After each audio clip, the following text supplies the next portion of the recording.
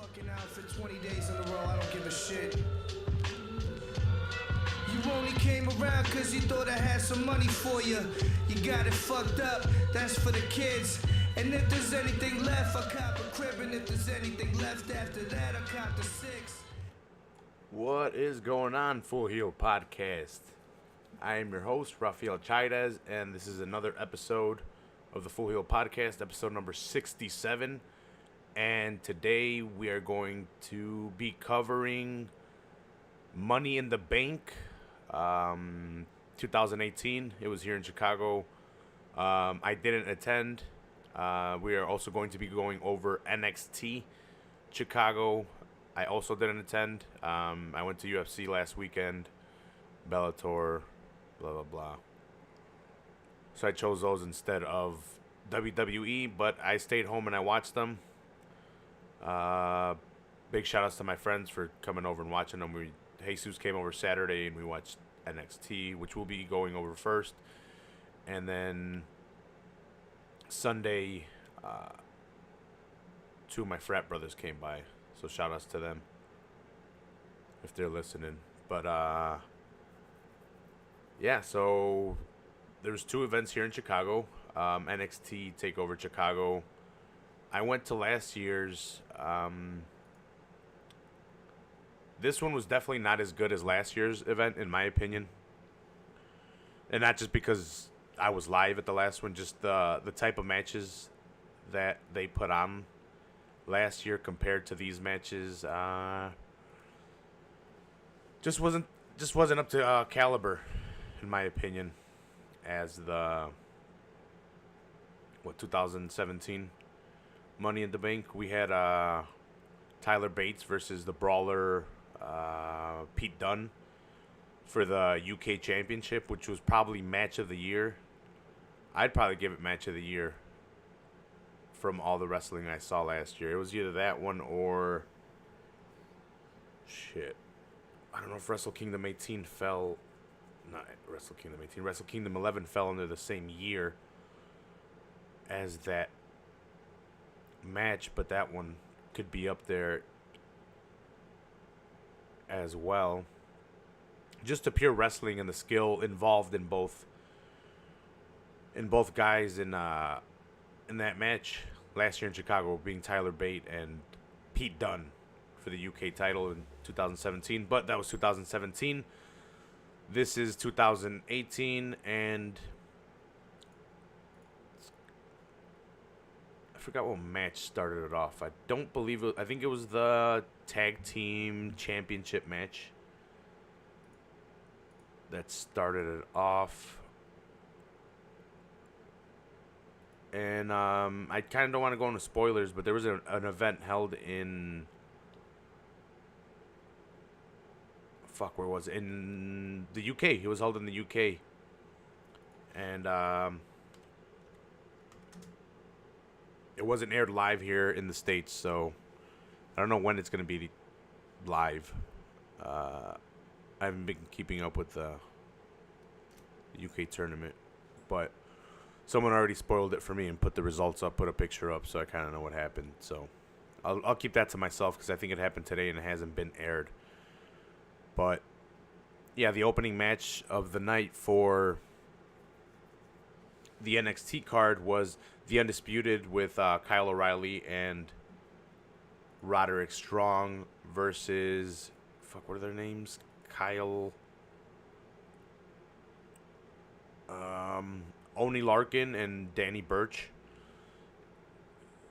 Unless you guys watch NXT, you guys won't know who Oney Larkin and Danny Burch are. These two guys, I guess they're the generic guys. They're just bald. They wear black attire. They're really good wrestlers, and they put on really good matches, but they're not getting put over. They're kind of the jobbers, the jobbers that make the upper talent look very well. Oney Larkin and what was his name? Burch. And yeah, Danny Burch. I think Burch is English, and Larkin is an American, but they're both pretty much the same wrestler, as in they're both tough, they're both gritty, but they're both good wrestlers and they can put on a good show, and they're always in it. And by that I mean they're not your typical jobber like an Ellsworth or someone that just goes in there and gets crushed. They actually put up a fight and they put up a good wrestling match, but ultimately always come out on the losing end. They had a match against each other in NXT, and they put on a badass performance. So they had a best out of 3, I believe it was. And they were going at it back and forth, giving each other mutual respect. And I forgot how it ended, but they eventually formed a tag team. And they had been tagging together this whole time, and now they made their way to the NXT titles. They made it all the way to the top, to the NXT titles, and unlucky for them, they took on the very popular Undisputed with Kyle O'Reilly and Roderick Strong. If you guys don't remember, I forget what the other guy's name is. I think it's Fish. Something Fish. I should know it. I just haven't seen him in a while. Let's see. Yeah, Bobby Fish. But it's Adam Cole, Bobby Fish, Kyle O'Reilly, and now Roderick Strong. Roderick Strong joined at the last NXT pay-per-view where he betrayed Pete Dunne. I think it was a three-way tag team championship match, 3 different tag teams in it. And Roderick Strong betrayed Pete Dunne, like I'd mentioned. Him and Pete Dunne were kind of the oddball tag team. Pete Dunne being the heel that doesn't want to fuck with anybody. He doesn't want to deal with anybody. And Roderick Strong being the babyface. He's always been the babyface. He didn't want to join the Undisputed when given the chance earlier. And he eventually wound up doing it at the last pay-per-view, but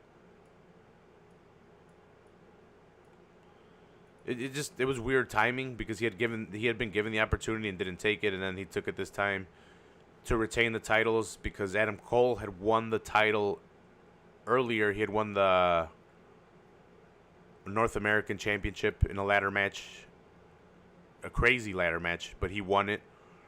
Bobby Fish was injured, so Adam Cole had to step in to have a second match to see if they could win the titles or defend, and keep the titles. But Roderick Strong, that's when he pulled the heel move and turned on Pete Dunne and stopped Pete Dunne from getting the pin, and then put Kyle O'Reilly on top of him and got the 3 count. That was the last NXT pay-per-view, I guess you want to call it. Even though they're not pay-per-views, they're just kind of, I don't know what you would call it, just events. Just NXT TakeOver Chicago now because they're on the network.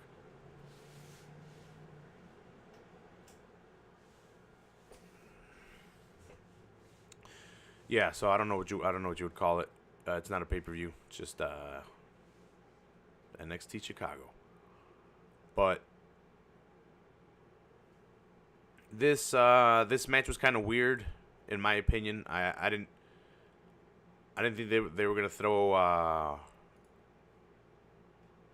Larkin and Birch at the NXT Tag Team Championships this fast or at all whatsoever. To be honest, I never thought they would really get the opportunity, but they needed the Undisputed to pick up a victory. And I guess they really didn't have any other tag teams to go against Undisputed that would warrant a victory. Everyone else had been called up. I don't think Sanity's been called up, so Sanity would be the only remaining tag team that probably could defeat them and take them out. But other than that, no one really has stepped up in the tag team picture, but I don't know. We'll see. Because they defeated They defeated them in 16 minutes. They put on a really good match. Not too long, 16 minutes for it being a tag team match. But in my opinion, they should have saved this match for later on in the show because they started off with, in my opinion, what was the best match of the night. And like I said, Oney Larkin and Danny Burch are very good workers. Roderick Strong has always showed his talents in the indies. Took him long enough to be called up to WWE, and he's been in NXT for a while now. I don't know if they'll put the title on him. They had him in that picture for a little bit, and he didn't win it. And now he's in the tag team picture at NXT, so we'll see what they do with him, but Bobby Fish is going to come back, and then I don't know what's going to happen with that because those guys were a tag team before they joined NXT and they came into NXT. I think it's Red Dragon, I believe, but they couldn't use that name, so they're the undisputed with, well, now Adam Cole and Roderick Strong. So they retain. Second match of the night was Ricochet, formerly known as Prince Puma from Lucha Underground. Took on Velveteen Dream.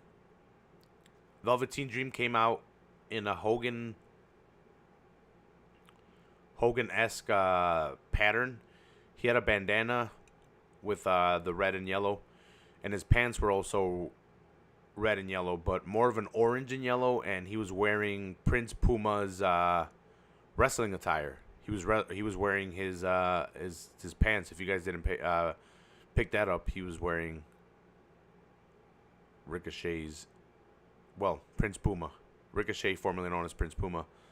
Prince Puma's gear, and that's pretty cool by Velveteen Dream because he's been changing up his look, takeover to takeover to takeover.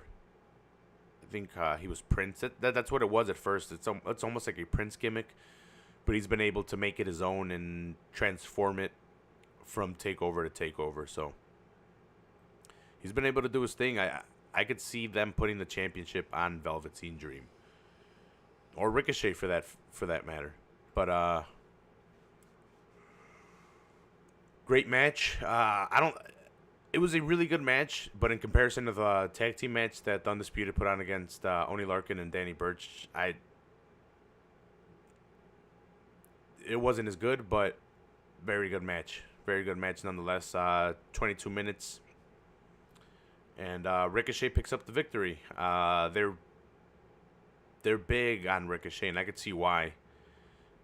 It took him a while to get to the NXT or WWE brand because Lucha Underground, he was under contract with Lucha Underground, and they filmed their seasons and then they released him. So he had to wait till the contract was up and the season was over for him to be able to make his way to any other company. And WWE signed him, but he had to sit out for a while, and voila, now we got Ricochet. And he's been killing it. He takes out Velveteen Dream, and Velveteen Dream has been killing it at NXT. So just goes to show you what they think of Ricochet, and I think they're gonna continue to push him. And he's a fantastic talent. If you guys haven't checked him out. Third match of the night, we had Shayna Baszler taking on Nikki Cross in a singles matchup for the NXT Women's Championship. I've always liked Nikki Cross. I thought they were going to put the championship on her a year ago in Chicago when Ember Moon, I think, fell out. I forgot what it was. Yeah, I forgot what it was. Because it wasn't against Asuka, I don't believe. I forgot what it was. Last year's... for last year's NXT Women's Championship. Maybe I could look it up real quick. But I believe it was a triple threat match. I think it was Nikki Cross, Ruby Riott, and...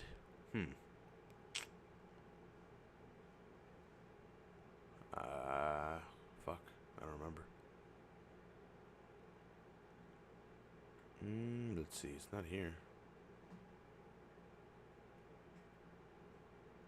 Maybe Asuka had it. Because she vacated it. I forgot who it was. But Nikki Cross and Ruby Riott were in it. And they put on a badass match. I thought they were going to put it on Nikki Cross, but I think Asuka kept it. And it was supposed to be a 4-way match. That's what it might have been. Going into this match, I was very interested in the feud. So we have Shayna Baszler as kind of like the bully, the badass, the girl that's coming in with the mixed martial arts background that can kick any of the girls' asses. And she's been bullying everybody and like trying to break their limbs, trying to fuck girls up, trying to injure them. And Nikki Cross is like the really psychotic, crazy one. She's like insane, and she's like always talking to herself and yelling and screaming. And going into this, she was getting into Shayna Baszler's head by out crazying her. Well, Shayna's not even crazy, but she was just being crazy and freaking out Shayna. So she was kind of getting into her head. That's what they were that's the angle that they were going for. That maybe if she couldn't beat her by brute strength or technicality, she could beat her by getting into her head, and then she could pick up the victory. They put on a good match. I don't like how they executed the finish. They had Nikki Cross going out by submission and like kind of smiling and not really fighting it off, kind of accepting it. But I don't know. I don't like that. I thought, well, maybe because I wanted them to put it on Nikki Cross, the belt, but you know, you get what you get. Nikki Cross gets defeated by technical submission, gets put in the rear naked choke. That's Shayna Baszler's submission. If you guys don't know who Shayna Baszler is, she's Ronda Rousey's friend from the UFC. And she came over first, but she got thrown into NXT. So she's champion now, and she retains. So we'll see where they go from here with that. Fourth match, co-main event of the night. We had Aleister Black versus Lars Sullivan. This is a weird one. Aleister Black got shot up really quick, and maybe it's because of the lack of superstars at NXT. And I don't think it's a lack. I don't think they're just pushing and having the right matches sometimes. As much as I praise them, this last push of talent up to the main roster has kind of left them searching for a main guy, and Aleister Black really doesn't speak too much. He's more of the silent assassin guy. He comes in and kicks your head off, and that's been his MO. But when you're champion, you kind of have to speak, and you kind of have to talk, and you know, kind of have to cut promos. And I think this was kind of more of a feeding for Aleister Black, even though it was Lars. So I guess it makes him look good. Lars has been destroying everybody. No one's been able to really stop him besides an equally bigger force as him. That not being Aleister Black. But Aleister Black somehow picks up the win, even though botching one of the most visible botches in recent history. He threw the he threw the Fade to Black, and it missed by good 6 inches, 5 inches. And Lars Sullivan kind of went along with it. His back was turned when it was first thrown, but he saw it miss. He saw it whiff by, so he kind of went along with it, and it was just very noticeable. And for it being a championship match, it was a super big whiff and very noticeable. It just goes to show you how young of a talent Lars Sullivan is, in my opinion, and not as polished as he should be. It's just he's so big and devastating that they kind of had to throw him up there. But he should have been able to adapt and maybe do something else in that situation. Maybe go along with the miss, and the commentators would have picked up with the miss. But instead, we saw the miss, and then he fell to the floor, got pinned by Aleister Black. That wasn't the match-winning pin, but the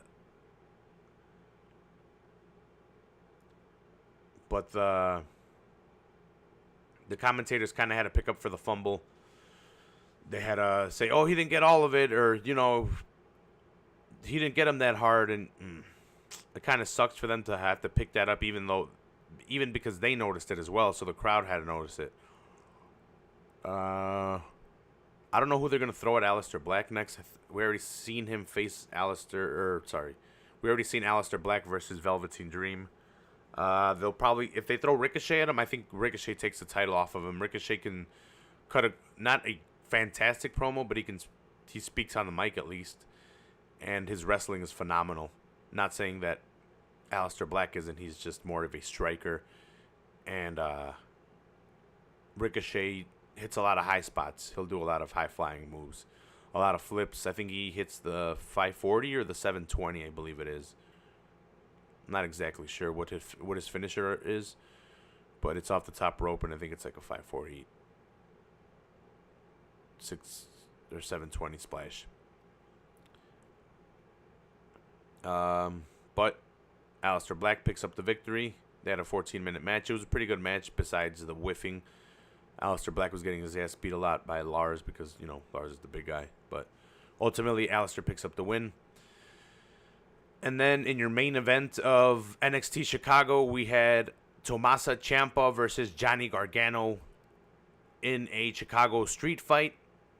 I don't know why they don't just call them street fights instead of, they want to put the moniker Chicago Street Fight on there. That's what they've been doing a lot. I think it was Brock Lesnar versus Dean Ambrose at one of their pay-per-views, and they called it a Chicago Street Fight, if I'm not mistaken. But in my opinion, this is how good writing is done. Even if it took a year in the making, it was done, I wouldn't say perfect, but it was done very well, in my opinion.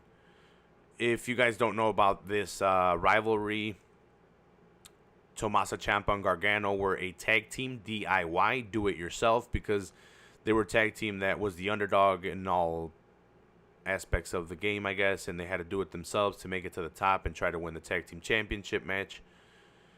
But right when they formed their tag team, they got split up into the Cruiserweight Classic, where they had to face each other, and they put on a crazy match.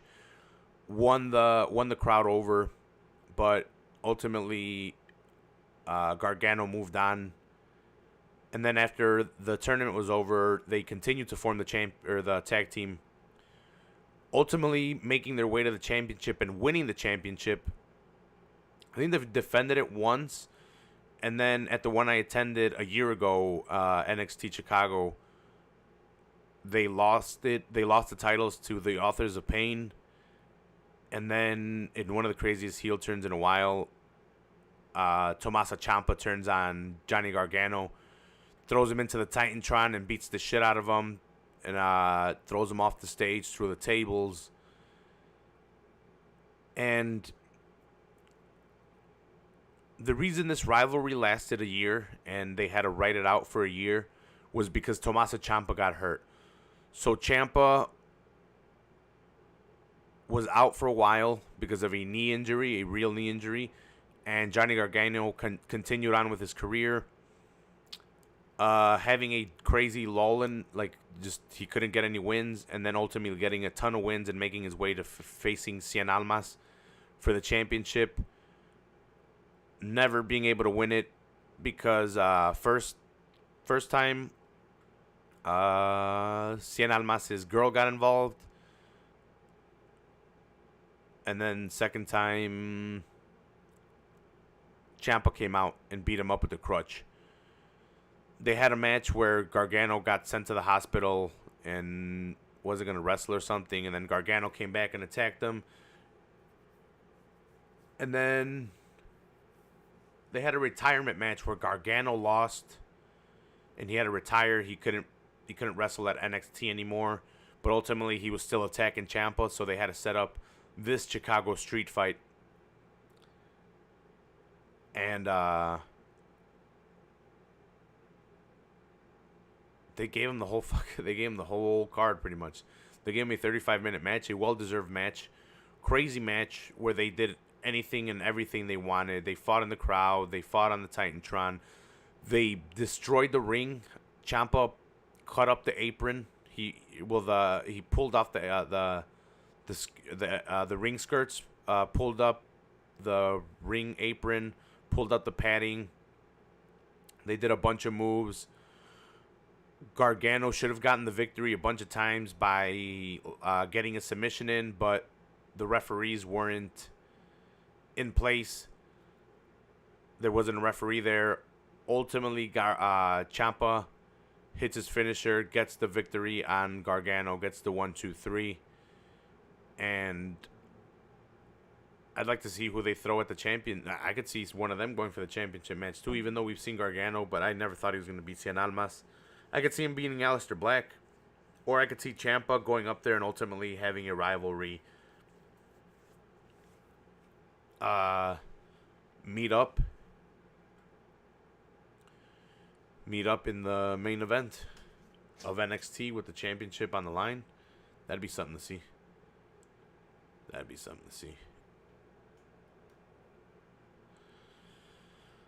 In my opinion, it wasn't the best NXT takeover. Definitely not better than last year's NXT Chicago. I'd give it a B-, C+. That street fight was pretty good. Aleister Black versus Lars Sullivan, it was alright, but it was a championship match, so. Shayna Baszler, Nikki Cross, not that great of. It was a good match, but nothing too memorable. Even like I said, the finish wasn't even all the way there. In my opinion, it should have been executed like that. Ricochet versus Velveteen Dream, good match. And then the best match of the night was a tag team championship match between the Undisputed and Oney Larkin and Danny Burch. And yeah, that was Saturday. Jesus came over. We hung out. We talked about life and stuff. Had a nice time. And then the next day was NXT. No, not NXT. Money in the Bank. Money in the Bank. Also here in Chicago. I didn't watch the pre-show. Was it the kickoff match? Was the Bludgeon Brothers versus the Club. Bludgeon Brothers pick up the victory, defend their championships. Daniel Bryan defeats Big Cass. If you guys haven't heard about Big Cass, I didn't know that. I guess he was at odds with the WWE. Today being Tuesday, June 19th, 2018. I guess they came to terms with Big Cass and they have released Big Cass. I did not know they were at odds with Big Cass. I did not know they wanted to release him. I do not know why. I guess he had some heat in the back of how he was acting. I had read a snippet or something of how he wasn't supposed to beat up Daniel Bryan. He beat up Daniel Bryan pretty bad. I think he was supposed to take it easy on him. So they came to terms with Big Cass, and he is released. Explains why he got defeated by Daniel Bryan at the pay-per-view. And then Bobby Lashley versus Sami Zayn also on the kickoff show. I wasn't interested at all in this feud, so I'm glad I missed it. I thought it was a stupid feud to begin with. I like both guys a lot, and I don't think this did anything for either of them. And the segments that they produced were some of the worst I've seen in all-time WWE history, so I'm not going to blame that ultimately all on Sami Zayn. And not all on Bobby Lashley, but a majority on Bobby Lashley. And then we had a badass match. The beginning, the kickoff show was, well, not the kickoff show, the kickoff match of the pay-per-view was the Intercontinental Championship between Seth Rollins and Elias, the Drifter Samson. They got rid of those two names. It's just Elias now. I really like Elias. I like him as a heel. He's a good wrestler. He's a big dude. I can see him with a Intercontinental Championship or a U.S. Championship. If they can find a good pairing to go along with him, I could see a tag team championship in his future as well. Ultimately, right now, I don't know if I'll put the heavyweight championship on him. I want to see more than just good promos and all right wrestling. I want to see if he can have fantastic promos with fantastic wrestling as well. And I don't know if he'll be able to drop just the heel gimmick. He may ultimately always be a heel, which isn't bad. He could just be the heel. Who knows? They might put the title on him. Jeff Jarrett's champion everywhere else, and he's a guitar playing dude. These guys put on a fantastic match. Ultimately, Seth Rollins comes out victorious, defeats Elias. I don't know where this match came out of either. Like, this was just a match out of nowhere, or this rivalry. I guess is what I mean. And then we had the women's ladder or the women's Money in the Bank ladder match. It was a fantastic match, but I do have a criticism. You can tell that these spots are rehearsed, and you can tell that a lot of these things are pre-rehearsed, because they seem to be waiting for their spots and missing the opportunity to make it look clean and make it look organic and make it flow, because they're trying to hit the spot and they're not hitting it right, in my opinion. There was a lot of opportunities where they we see the slow climbing the ladder, but it was blatant in these matches. Towards the end, Becky Lynch goes for the Money in the Bank briefcase, goes to unhook it and has her hands on it and is looking down, anticipating Alexa Bliss to push off or to push down the ladder instead of going for the Money in the Bank briefcase. There was just a lot of spots where you can tell that they were waiting, like times where they would be waiting in the corner for their turn to execute their move, like a spear or a big boot. And maybe it's because we had a lot of green talent in it, like Lana, and not even that much green talent. My brother was telling me that they make them rehearse the matches, opposed to letting them go freelance and just hit it and see if they can hit it as they go.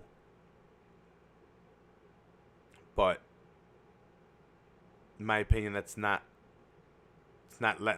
helping them. It's not letting the match flow, and it's gonna definitely cause some criticism. Like I definitely brought that up because I definitely could see it.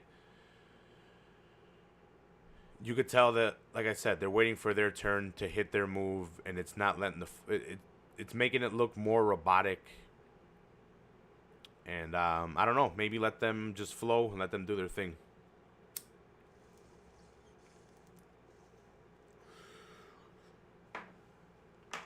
And then, like I said, towards the end we had Becky Lynch go up. Actually, Becky Lynch stopped a possible Charlotte win. She went up and stopped Charlotte. And then everyone got thrown out of the ring. Becky Lynch was the only one left in there. She went up towards the top, grabbed it, unhinged the clip, but didn't grab the bank, didn't take the briefcase off. And this is when Alexa Bliss came on and threw her off. ultimately leading to Alexa Bliss getting the Money in the Bank briefcase and securing herself a title shot, an opportunity at the title against either Nia Jax or Ronda Rousey, whoever wins later on in the pay-per-view. I would have put it on Becky Lynch or Charlotte. Alexa Bliss has been champion longer than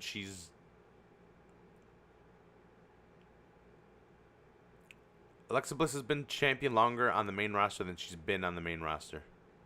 No, that doesn't make sense.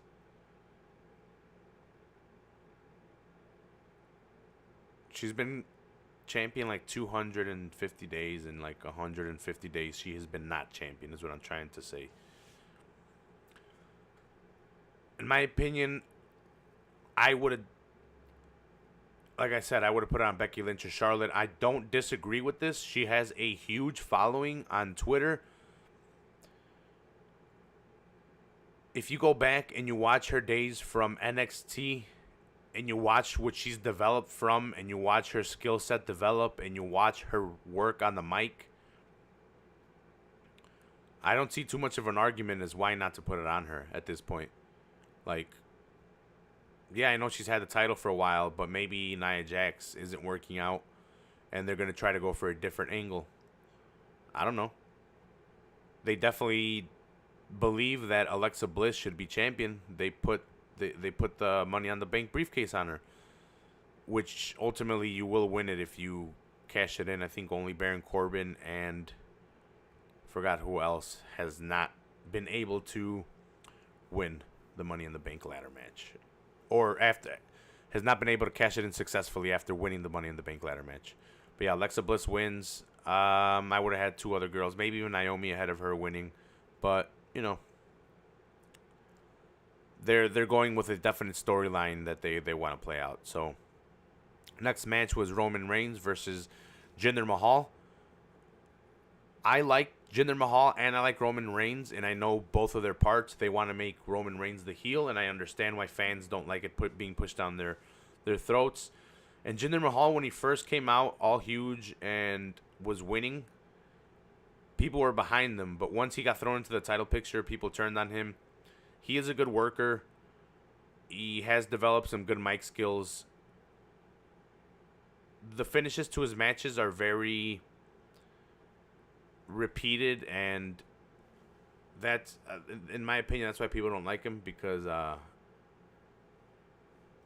there was always the Singh brothers interrupting. They were never really letting him do his own thing. And maybe they'll finally let him do his own thing. But he gets taken out by Roman Reigns. Roman Reigns picks up the victory. I like Roman Reigns. Like I said, he's a good worker, and I know what they're doing with him, as is trying to push him and not succeeding with it. He's been champion 3 times. Like, we know what they're trying to do. It just hasn't worked with the fans. They don't want him. We'll see what happens with Brock Lesnar and ultimately where he winds up in the UFC if he takes some time off, because Roman Reigns would definitely be in that picture of defending or challenging for a championship if Brock isn't there and Braun isn't there. So we'll see. He picks up the victory against Jinder. It's kind of like a gimme match for Roman. This was for the SmackDown Women's Championship. We got Carmella defending against Asuka. Carmella defeated, or she cashed in her Money in the Bank against Charlotte. And Asuka got the opportunity to take it off of her. Asuka had been beaten by Charlotte. That was her first loss, and I forget how long, in over like 500 days. Over some years, she hadn't gotten beaten. She retired as NXT Women's Champion, undefeated. And Carmella gets a clean victory over Asuka, in my opinion, which is one of the worst things that WWE has done in a while. And that's saying something, because they've been doing a lot of bad shit. But I don't understand this. I don't know how they can justify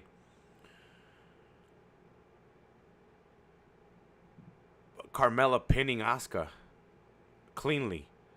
So, you know, they had a regular match. They had nothing too crazy about the match. Towards the end, someone comes out dressed up in Asuka's gear with the mask. And at first it's quite predictable, but you're kind of hoping that it isn't. And that figure is kind of looking at Asuka and getting her distracted. Carmella goes for the pin, doesn't get it. Asuka fights her off and then gets distracted again by the figure. Ultimately, the figure reveals itself, it being Ellsworth, and right away I fucking went to the Twitter,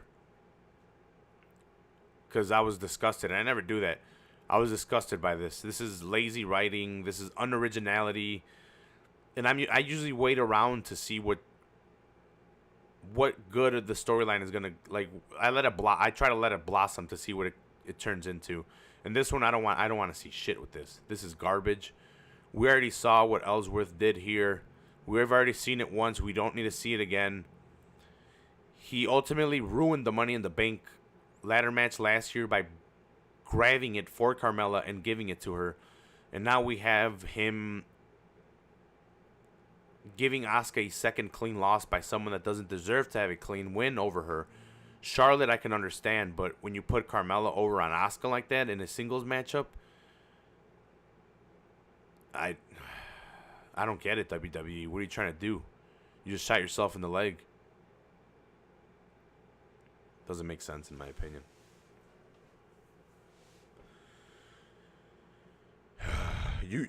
You could have had Carmella disqualify herself. You could have had any other way but to bring back Ellsworth, just to bring back an old shitty storyline to get a one-day pop.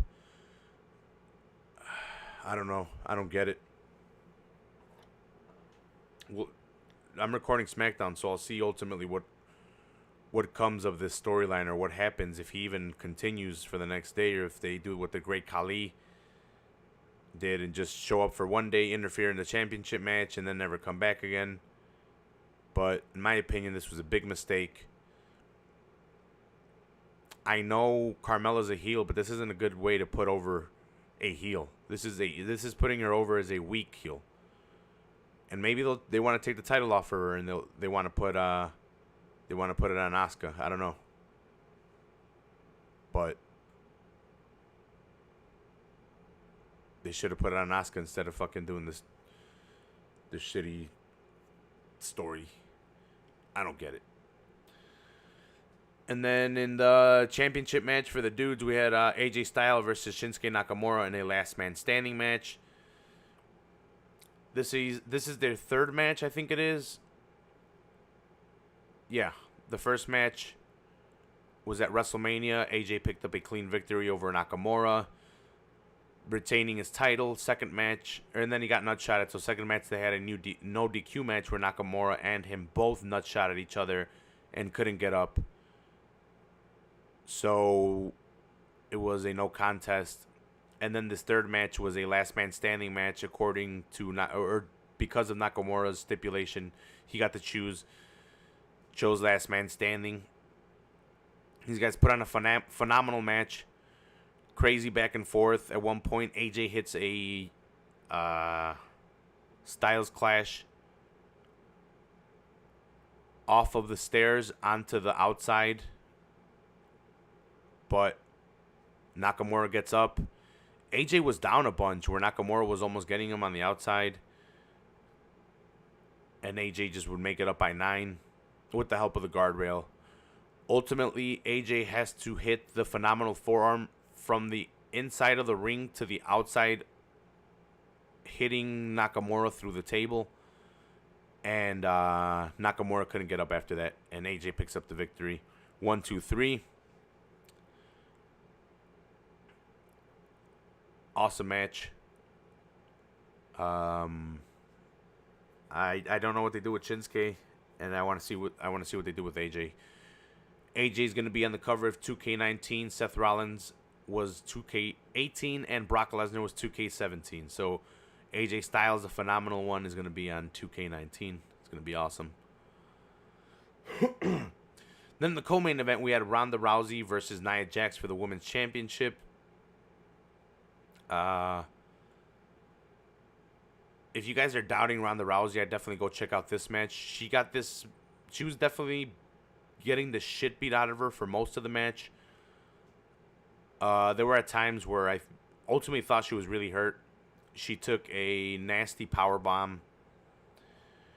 She was in a Hurricanrana position and got flung against the barricade.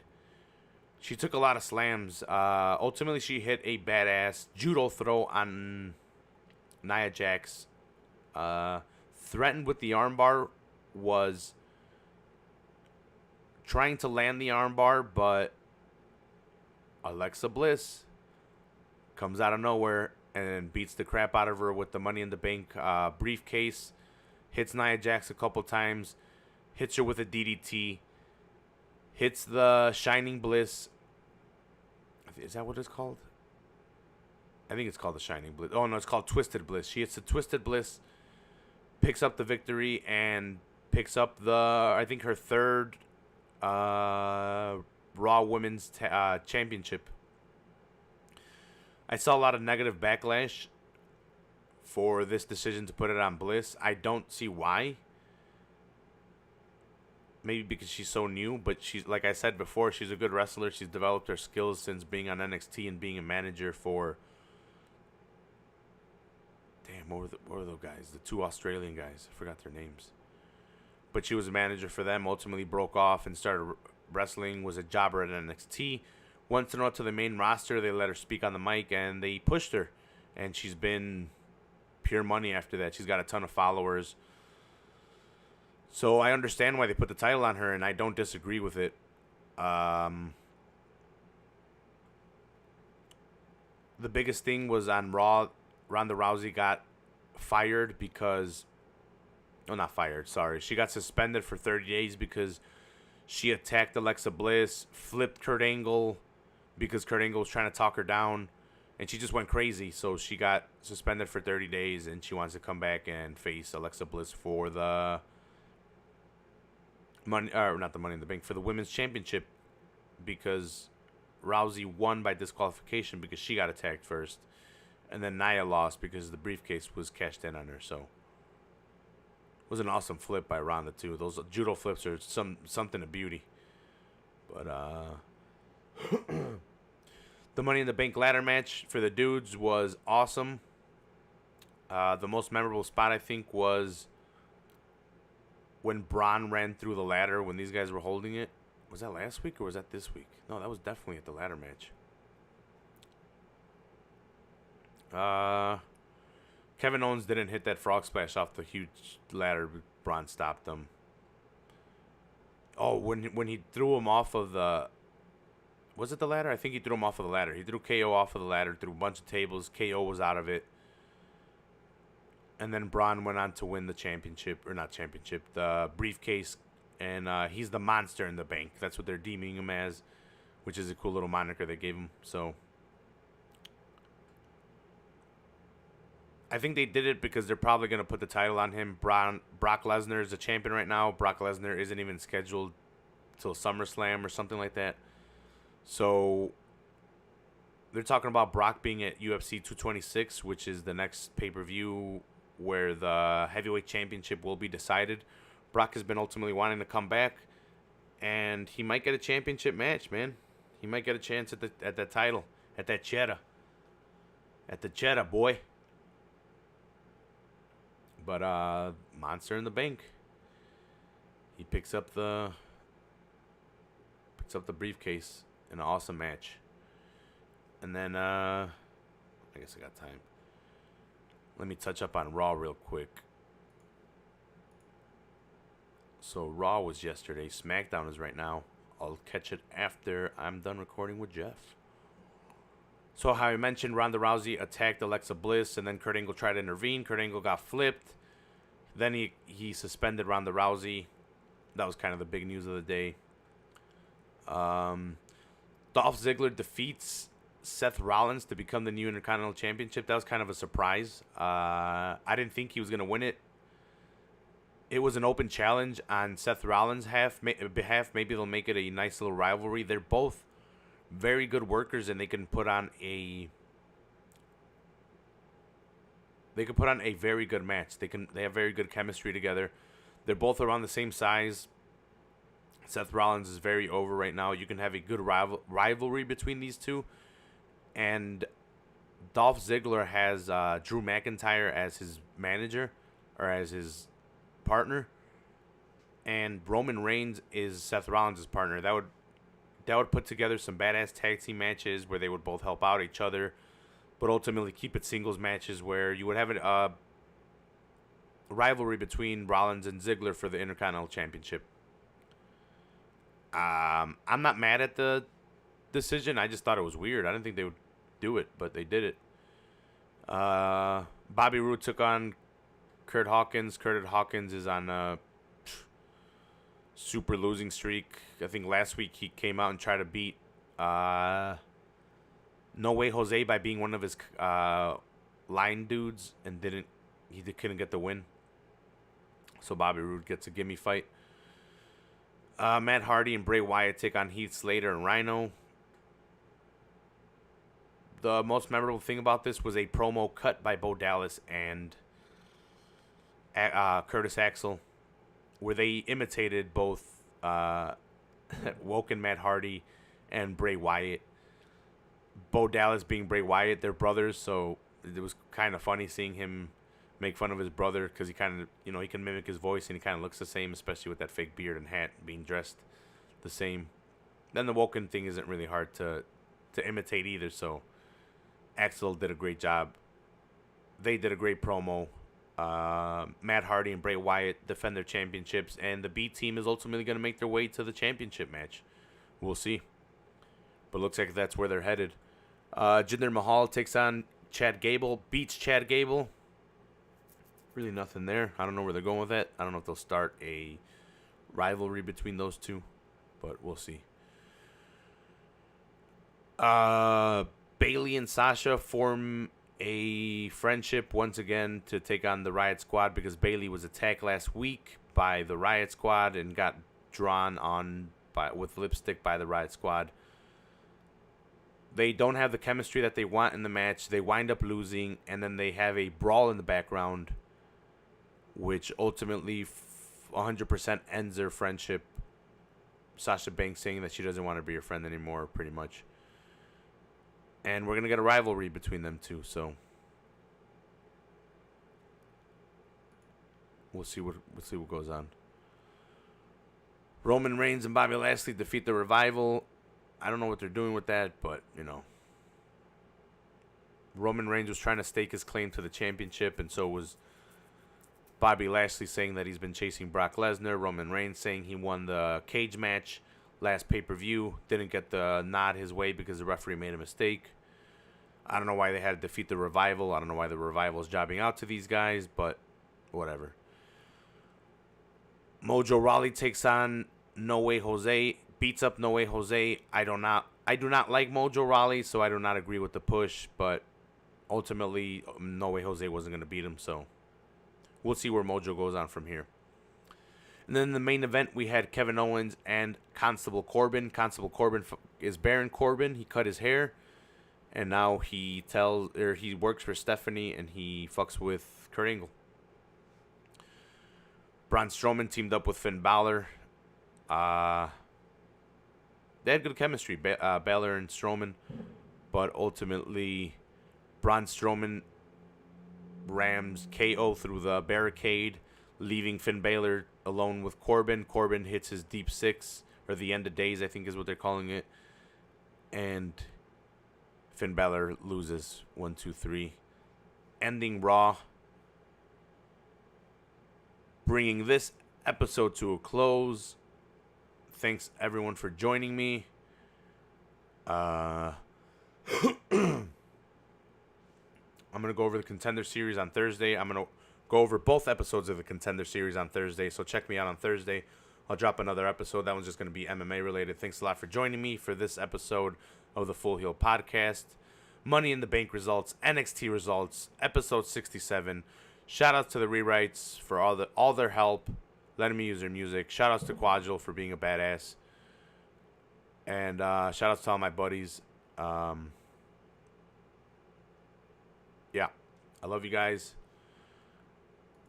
I'll see you guys next time on the Full Heel Podcast. Art displayed on dinner plates. First course was from the Finger Lakes. Last course, cinnamon ginger cake. She gave me head during the Laker game. I got her tatted, try to erase her name. No, I caught her cheating. Her pussy didn't feel the same. She was probably with one of the Broncos or LeBron, so I blew her car up soon as she tried to start it.